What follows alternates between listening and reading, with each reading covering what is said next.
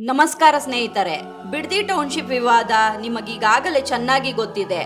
ಈ ವಿವಾದ ತಣ್ಣಗಾಗುವ ಯಾವ ಸುಳಿವು ಕಾಣ್ತಿಲ್ಲ. ಬದಲಿಗೆ ದಿನದಿಂದ ದಿನಕ್ಕೆ ಇದರ ಬಿಸಿ ಏರ್ತಾನೆ ಇದೆ.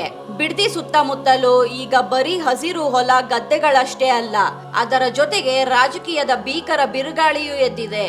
ಹೌದು, ಮುಖ್ಯಮಂತ್ರಿ ಡಿ.ಕೆ. ಶಿವಕುಮಾರ್ ಅವರ ಡ್ರೀಮ್ ಪ್ರಾಜೆಕ್ಟ್ ಆದ ಬರೋಬ್ಬರಿ 20,000 ಕೋಟಿ ರೂಪಾಯಿ ವೆಚ್ಚದ 7,500 ಎಕರೆ ವಿಸ್ತರಣದ ಬಿಡದಿ ಇಂಟಗ್ರೇಟೆಡ್ ಟೌನ್ಶಿಪ್ ಯೋಜನೆಗೆ ಸರ್ಕಾರ ಅಂತಿಮ ನೋಟಿಫಿಕೇಶನ್ ಹೊರಡಿಸಲು ಸಜ್ಜಾಗಿದೆ. ಆದರೆ ಈ ಭೂ ಸ್ವಾಧೀನ ಪ್ರಕ್ರಿಯೆ ಇಡೀ ರಾಮನಗರ ಜಿಲ್ಲೆಯ ರಾಜಕೀಯವನ್ನೇ ಅಲ್ಲೋಲ ಕಲ್ಲೋಲ ಮಾಡಿದೆ.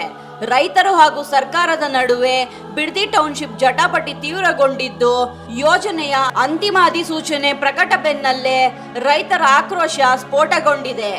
ಈ ಹಿನ್ನೆಲೆ ಸರ್ಕಾರದ ವಿರುದ್ಧ ಬೃಹತ್ ಹೋರಾಟಕ್ಕೆ ರೈತರು ಸಿದ್ಧತೆ ನಡೆಸಿದ್ದಾರೆ.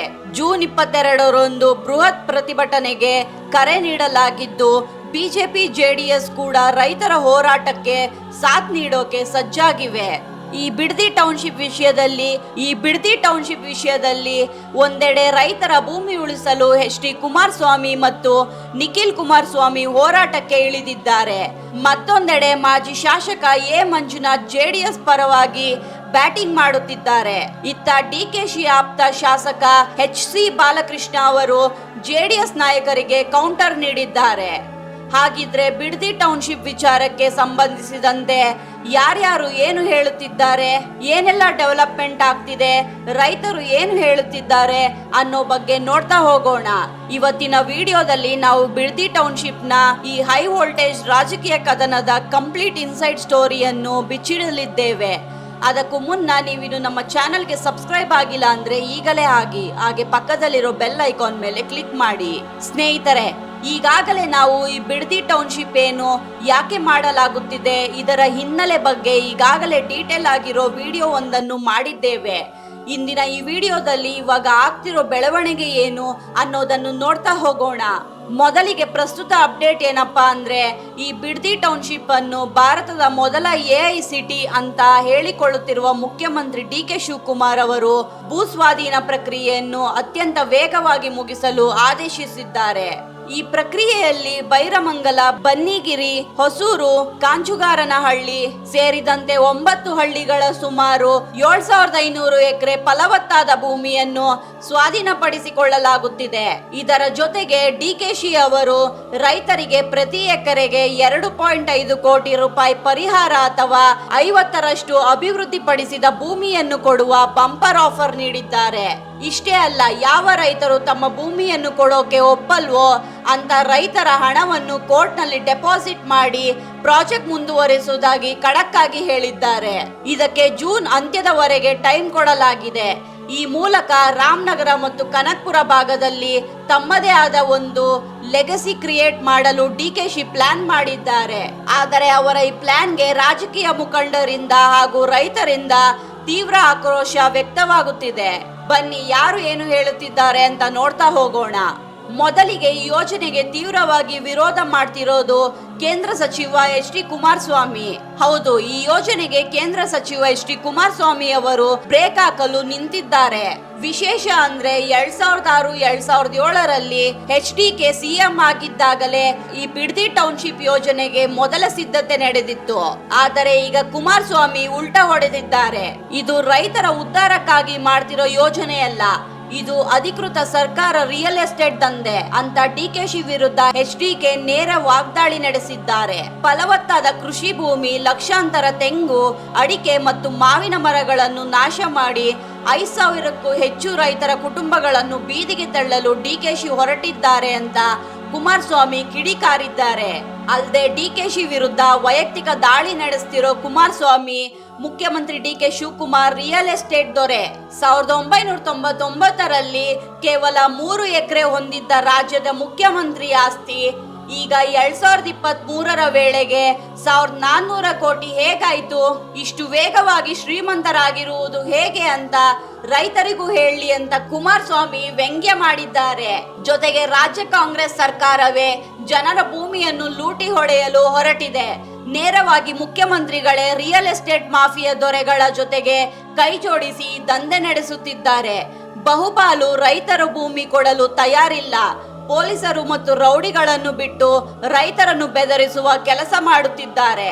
ಸರ್ಕಾರವೇ ರಿಯಲ್ ಎಸ್ಟೇಟ್ ಏಜೆಂಟ್ ಆಗಿ ಕೆಲಸ ಮಾಡುತ್ತಿದೆ ಎಂದು ಗಂಭೀರ ಆರೋಪ ಮಾಡಿದ್ದಾರೆ. ಕುಮಾರಸ್ವಾಮಿ ಅವರ ಈ ಹೋರಾಟಕ್ಕೆ ಈಗ ಜೆಡಿಎಸ್ ಯುವ ನಾಯಕ ನಿಖಿಲ್ ಕುಮಾರಸ್ವಾಮಿ ಮತ್ತು ಮಾಗಡಿ ಮಾಜಿ ಶಾಸಕ ಎ ಮಂಜುನಾಥ್ ಭರ್ಜರಿ ಎಂಟ್ರಿ ಕೊಟ್ಟಿದ್ದಾರೆ.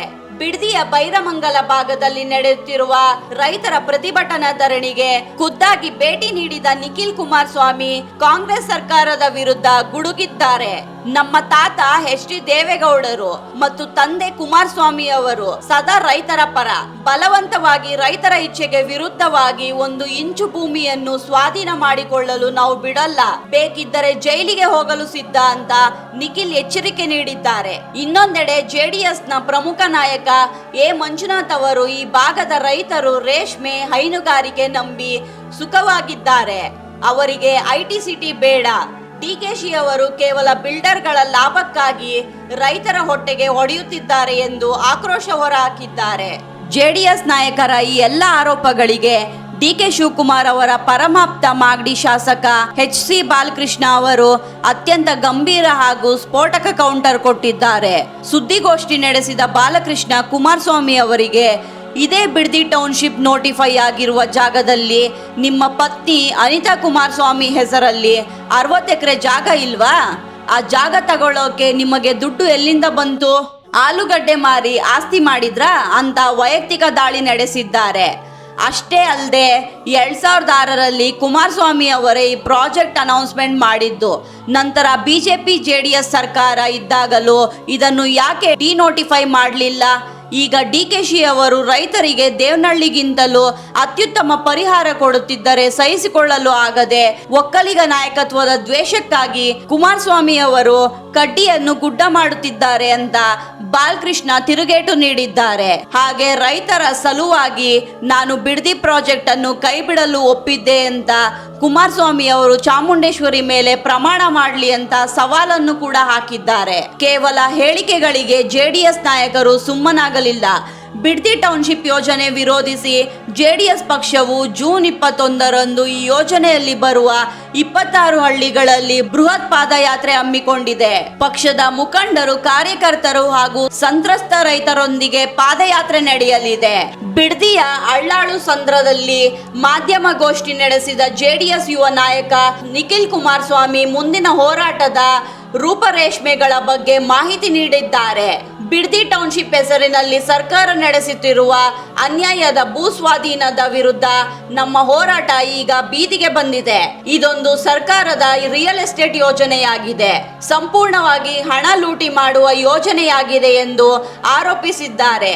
ಹಾಗೆ ಹೈನುಗಾರಿಕೆ, ರೇಷ್ಮೆ, ಕೃಷಿ ನಂಬಿ ಬದುಕುತ್ತಿರುವ ರೈತರನ್ನು ಬೀದಿಗೆ ತಳ್ಳಲು ಹೊರಟಿರುವ ಸರ್ಕಾರದ ವಿರುದ್ಧ ನಮ್ಮ ಹೋರಾಟ ನಿರಂತರವಾಗಿ ಇರಲಿದೆ. ಈ ಯೋಜನೆಯನ್ನು ತಕ್ಷಣವೇ ಕೈಬಿಡಲು ಒತ್ತಾಯಿಸಿ ಬರುವ ಜೂನ್ 21ರಂದು ನಡೆಯಲಿರುವ ಬೃಹತ್ ಪಾದಯಾತ್ರೆಯಲ್ಲಿ ಹೆಚ್ಚಿನ ರೈತ ಬಾಂಧವರು ಭಾಗವಹಿಸಿ ಯಶಸ್ವಿಗೊಳಿಸಬೇಕು ಎಂದು ವಿನಂತಿಸಿದ್ದಾರೆ. ಸ್ನೇಹಿತರೆ, ಕೊನೆಯಲ್ಲಿ ಹೇಳಬೇಕಂದ್ರೆ ಬಿಡದಿ ಟೌನ್ಶಿಪ್ ಕೇವಲ ಒಂದು ಅಭಿವೃದ್ಧಿ ಯೋಜನೆಯಾಗಿ ಉಳಿಯಲಿಲ್ಲ. ಇದು ಡಿಕೆಶಿ ಮತ್ತು ಕುಮಾರಸ್ವಾಮಿ ಕುಟುಂಬಗಳ ನಡುವಿನ ಪ್ರತಿಷ್ಠೆಯ ಕದನವಾಗಿ ಬದಲಾಗಿದೆ. ಒಂದು ಕಡೆ ಪ್ರಾಜೆಕ್ಟ್ ಮುಗಿಸಲೇಬೇಕು ಅನ್ನೋ ಹಠದಲ್ಲಿ ಸಿಎಂ ಡಿಕೆಶಿ ಮತ್ತು ಬಾಲಕೃಷ್ಣ ಇದ್ದರೆ, ಇನ್ನೊಂದೆಡೆ ರೈತರನ್ನು ಮುಂದಿಟ್ಟುಕೊಂಡು ಸರ್ಕಾರಕ್ಕೆ ಪೆಟ್ಟು ಕೊಡಲು ಕುಮಾರಸ್ವಾಮಿ, ನಿಖಿಲ್ ಮತ್ತು ಮಂಜುನಾಥ್ ಸ್ಕೆಚ್ ಹಾಕಿದ್ದಾರೆ. ಆದರೆ ತಂದೆ ತಾಯಿ ಜಗಳದಲ್ಲಿ ಕೂಸ್ ಬಡವಾಯಿತು ಅನ್ನೋ ತರ ಕಾಂಗ್ರೆಸ್ ಹಾಗೂ ಜೆಡಿಎಸ್ ನಡುವಿನ ರಾಜಕೀಯ ಹಾಗೂ ವೈಯಕ್ತಿಕವಾದ ಈ ಮಹಾಸಮರದಲ್ಲಿ ಪೆಟ್ಟು ಮಾತ್ರ ರೈತರಿಗೆ. ಈ ಹೋರಾಟದಲ್ಲಿ ಕೊನೆಗೆ ಗೆಲುವು ಯಾರ್ದಾಗುತ್ತೆ? ಬಿಡದಿ ಹಳ್ಳಿಗಳ ಸ್ಥಿತಿ ಏನಾಯಿತು?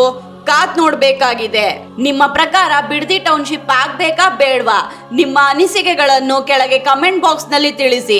ವಿಡಿಯೋ ಇಷ್ಟ ಆಗಿದ್ರೆ ಲೈಕ್ ಮಾಡಿ, ಶೇರ್ ಮಾಡಿ ಮತ್ತು ಇಂತಹದ್ದೇ ರೋಚಕ ಕರ್ನಾಟಕ ರಾಜಕೀಯ ಅಪ್ಡೇಟ್ಸ್ಗಳಿಗಾಗಿ ನಮ್ಮ ಚಾನೆಲ್ಗೆ ತಪ್ಪದೆ ಸಬ್ಸ್ಕ್ರೈಬ್ ಆಗಿ. ಧನ್ಯವಾದಗಳು.